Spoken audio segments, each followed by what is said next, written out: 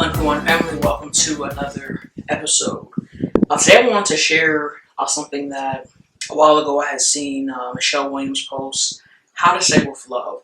And it was from a masterclass called We're Not Really Strangers. And for those of you that don't know, Michelle Williams is very active in the advocacy of mental health and has been very open and vulnerable in sharing, her own experience and struggles with mental health. So I wanted to just kind of pretty much share what they had presented in regards to this. When presented with an opportunity or request, ask yourself, do I have the bandwidth for this? Can I show up for this fully? Am I saying yes out of obligation or inspiration? I think sometimes we so easily respond to people, and especially those that are, we're close to, that are our friends, our family, when something is presented to us, we don't necessarily take the time to think, do I have the bandwidth for this? Can I show up for this fully? Am I saying yes out of obligation because of who they are, or out of inspiration, maybe for what it stands for?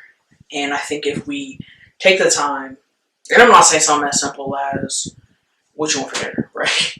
But things a little more serious than that, to really answer honestly, if we have the bandwidth for it, and can we show up for this fully?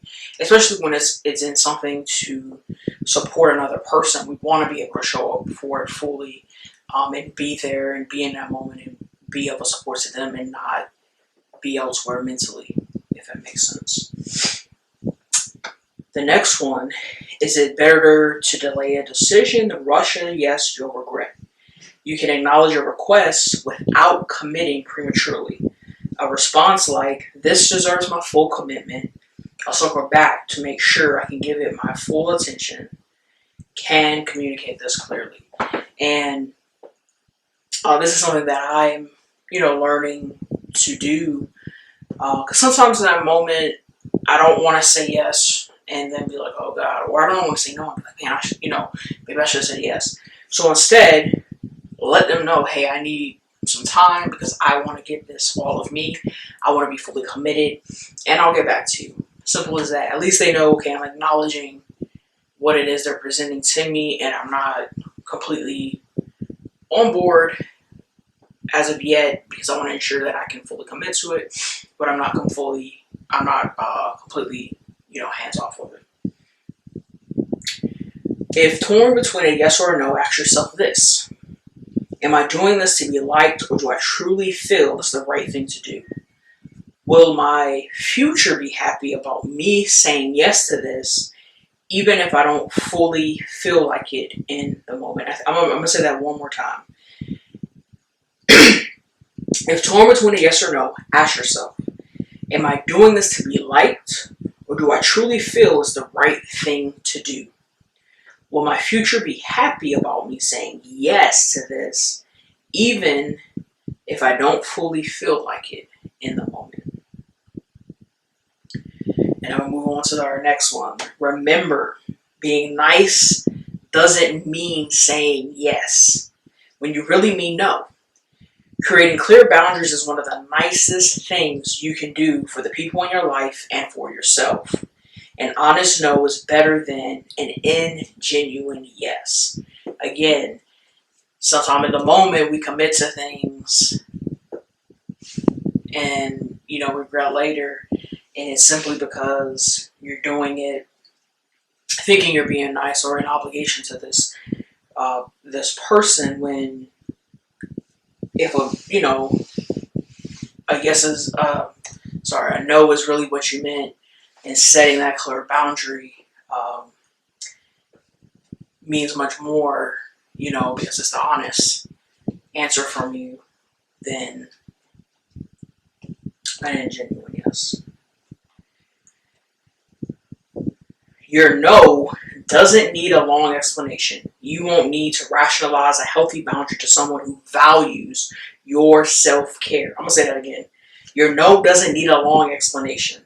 You don't or won't need to rationalize a healthy boundary to someone who values your self-care.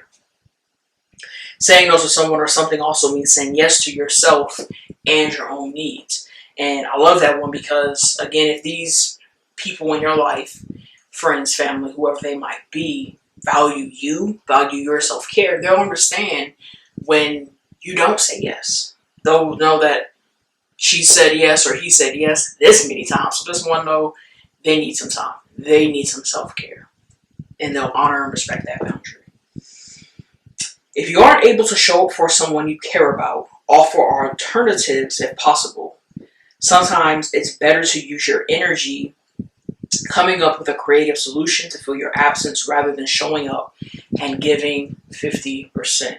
Again, if you can't show up fully, this is pretty much saying offer, an alternative possibility that is far more better than you not showing up completely. And final, fully showing up for yourself allows you to better show up for others. When you give what you don't have, you grow resentful over time.